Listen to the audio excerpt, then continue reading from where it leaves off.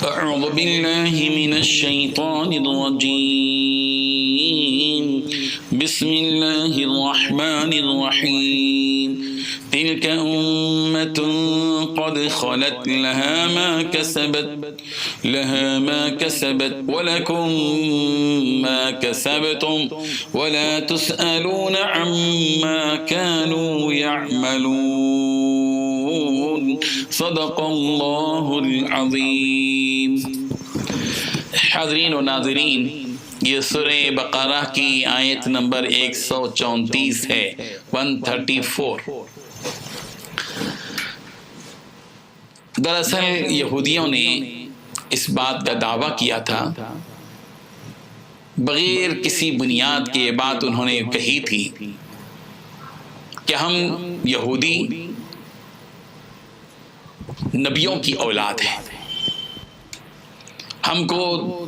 تمام لوگوں پر سب سے زیادہ فوقیت اور فضیلت حاصل ہے۔ تو یہودیوں کو غرور تھا کہ ہم نبیوں کی اولاد ہیں،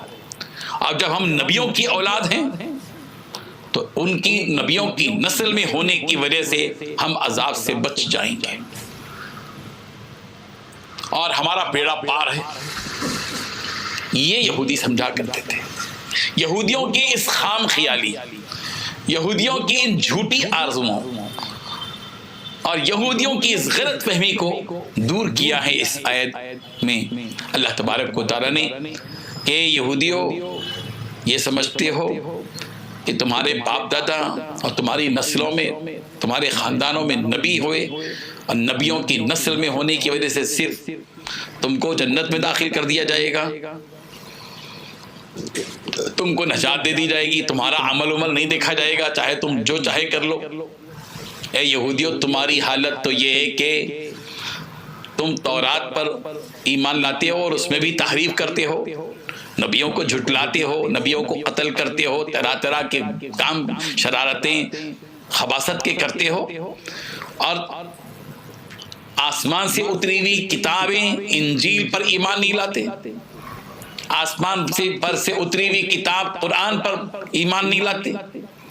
اللہ کے بھیجے ہوئے نبی حضرت عیسیٰ پر ایمان نہیں رکھتے،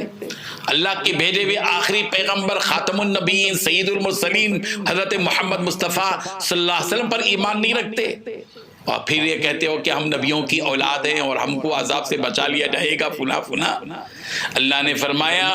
تلک امۃ قد خلت، وہ ایک جماعت تھی جو گزر گئی، انبیاء کی جماعت تھی تم سے پہلے کی، جو نیک لوگوں کی تھی، وہ ایک جماعت تھی جو گزر گئی، قد خلت، گزر گئی، لہا ما کسبت، اس جماعت کے لیے وہ ہے جو انہوں نے کمایا، جو انہوں نے کیا، ان کے عمل کی جزا ان کے لیے جو انہوں نے کیا۔ اب تمہارا بولو وَلَكُمْ مَا كَسَبْتُمْ، اور تمہارے لیے وہ ہے جو تم نے کیا، تم نے جو بیج بویا تم کو وہ بیج، اس بیج کے مطابق پھل ملے گا، انہوں نے جو بیج بویا تھا اس بیج کے مطابق ان کو پھل ملے گا۔ تم کانٹے بو اور امید رکھو کہ تم کو آم جام اور سپوٹا اور چیکو سب کچھ مل جائیں گے، نہیں، بالکل نہیں۔ تم نے کفر اور شرک اور تم نے جو کچھ کیا، تمہاری شرارتیں،